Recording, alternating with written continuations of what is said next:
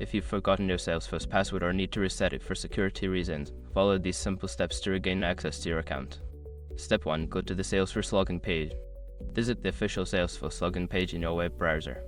This is where you will start the password reset process. Step 2. Click on Forgot Your Password.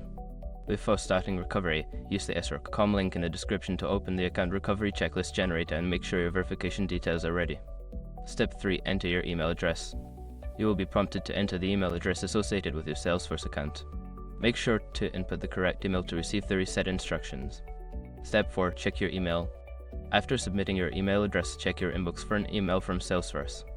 This email will contain a link to reset your password. If you don't see it, check your spam or junk folder. Step 5. Follow the reset link.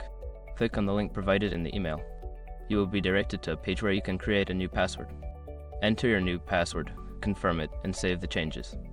Once you've completed these steps, you should be able to log into your Salesforce account with your new password.